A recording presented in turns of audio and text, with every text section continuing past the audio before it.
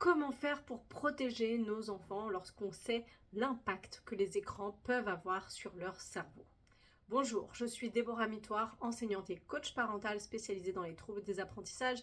J'accompagne les parents d'enfants dys TDAH à lutter contre l'échec scolaire. Aujourd'hui, on va parler d'un sujet qui touche tous les enfants et tous les adultes. On est à l'ère du numérique et on sait les risques que peuvent avoir les écrans sur le développement du cerveau de l'enfant et à quel point ça peut jouer sur les apprentissages, mais également sur l'hyperactivité et sur la concentration. J'ai voulu faire cette vidéo pour ne pas vous donner tous les risques que vous connaissez très bien, mais plutôt vous donner des astuces pour pouvoir limiter le temps de vos écrans et sortir de l'addiction. Dans cette vidéo, je vais donc vous partager 10 conseils pour limiter les écrans. Alors en appliquant seulement quelques règles de principe, on va pouvoir aider nos enfants à être plus performants à l'école et vivre mieux et pouvoir déployer leur plein potentiel scolaire. Une étude a révélé que la consommation de 4 heures par jour d'environnement virtuel par des enfants de 0 à 3 ans peut causer un syndrome similaire à celui d'un désordre d'un spectre autistique. 44% des enfants de moins de 3 ans utilisent régulièrement des écrans interactifs.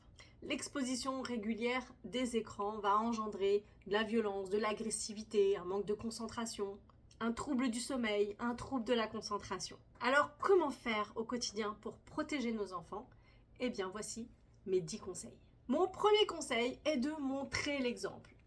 Je te lance un petit défi aujourd'hui, je voudrais que tu notes sur un bout de papier ta consommation journalière des écrans.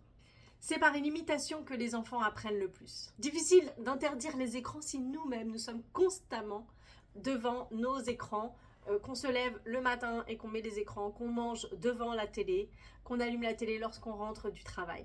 On ne peut pas éviter à nos enfants d'être exposés aux écrans si nous-mêmes nous avons une consommation excessive et que nous ne faisons pas attention à l'environnement dans lequel ils grandissent. Alors oui, c'est parfois prendre sur nous, ne pas se faire plaisir, mais on connaît l'impact que peuvent avoir les écrans sur nos enfants et je pense qu'on en sortira de toute façon tous gagnants. Il ne faut pas oublier que les écrans, ce n'est pas seulement la télévision, mais c'est aussi la tablette, les jeux vidéo, les jeux interactifs, les jeux en ligne. Alors, est-ce que vous êtes prêts à relever le défi? Mon deuxième conseil, c'est d'avoir une exposition active. Lorsque notre enfant est devant l'écran, devant un film, devant un dessin animé, c'est de participer avec lui et d'avoir un échange sur ce que l'enfant regarde. C'est important de toujours garder le lien communicatif pour développer le langage de notre enfant, mais aussi de s'assurer que ce qu'il regarde est bien compris. Bien sûr, il faut s'assurer que ce qu'il regarde est adapté à son âge. Éviter des films violents au risque que nos enfants fassent des cauchemars ou qu'ils aient du mal à différencier la fiction avec la réalité. Et ça peut engendrer des violences au quotidien. Mais qui peuvent être apparentées pour un comportement normal pour eux parce qu'ils voient ça régulièrement et donc ils agissent par imitation. Mon troisième conseil est d'éteindre les écrans au moins 2 heures avant le coucher. Des études montrent que la lumière bleue va empêcher le cerveau de se mettre en position off et donc va empêcher l'enfant de bien dormir, de bien rentrer dans une phase de sommeil. Je vois beaucoup d'enfants qui ont des troubles du sommeil, qui ont du mal à s'endormir et les écrans ne les aident pas à trouver le sommeil. On va également éviter de mettre un écran dans la chambre de l'enfant parce que ça va susciter chez lui l'envie d'allumer l'écran. C'est comme lui mettre un paquet de bonbons sur sa table de nuit. Forcément, il va y avoir plus d'envie et ça va demander plus de gestion de soi, de lutter contre cette envie. Pour les plus grands, on va leur demander de mettre leur smartphone en dehors de la pièce où ils dorment. Ainsi, on va éviter de s'endormir avec l'écran et de se réveiller avec. Mon cinquième conseil est d'anticiper l'arrêt des écrans. Je sais que pour beaucoup d'enfants, c'est difficile d'arrêter de regarder un dessin animé, un film, alors que combien même on leur avait dit qu'ils devaient regarder que tant de temps. C'est très difficile pour eux, ils sont dans la frustration et surtout les enfants qui sont sujets aux addictions, comme les enfants TDAH par exemple. Donc c'est important de prévenir l'enfant et de se mettre devant les écrans en ayant sa validation que on regarde un épisode ou que à telle heure c'est terminé et on fait des rappels de temps en temps. Mon 6e conseil est de protéger les plus petits. Alors on le sait, c'est 0 écran avant 3 ans. Mais c'est facile lorsque notre enfant c'est le premier. Là oui, c'est facile de ne pas l'exposer devant les écrans. Mais comment faire lorsqu'il y a des plus grands? Forcément, il sera exposé aux écrans.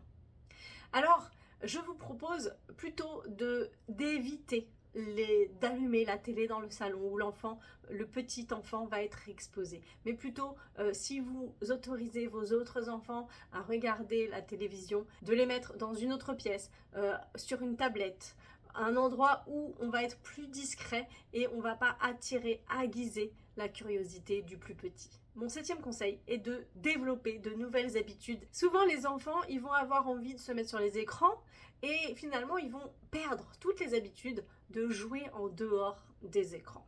Donc, c'est important de ne jamais lâcher. C'est important d'intégrer des activités extérieures le plus possible ou d'apprendre à rejouer à des jeux de société, à se mettre sur un livre, à partager. Mais c'est important que les parents accompagnent l'enfant, surtout lorsqu'il n'a plus l'habitude et qui va dire qu'il s'ennuie à partir du moment où il n'a plus d'écran. Et donc, on va inciter l'enfant à jouer à un jeu de cartes, à un jeu de société qui va en plus lui permettre de développer ses compétences cognitives.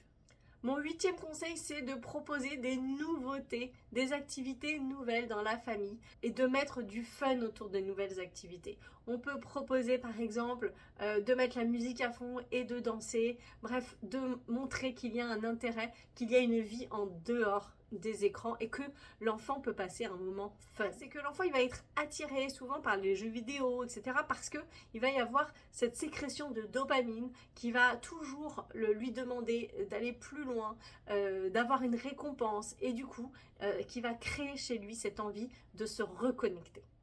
Mon 9e conseil, c'est de privilégier les activités en extérieur. Qu'il pleuve, qu'il vente ou qu'il fasse beau, eh bien, on va prévoir tous les jours des activités en extérieur. Déjà pour voir la lumière du jour et puis pour faire une activité et sortir du tout écran. Mon 10e conseil, c'est de limiter les jeux vidéo. Comme je vous le disais tout à l'heure, eh bien, les jeux vidéo font partie du temps d'écran. Et souvent, les enfants peuvent vite tomber en addiction dans les jeux vidéo. Comme je vous le disais, la dopamine, ça donne envie de se remettre. On gagne des étoiles, on gagne les parcours et donc ça donne envie de continuer. Il peut y avoir également les jeux en réseau où on communique.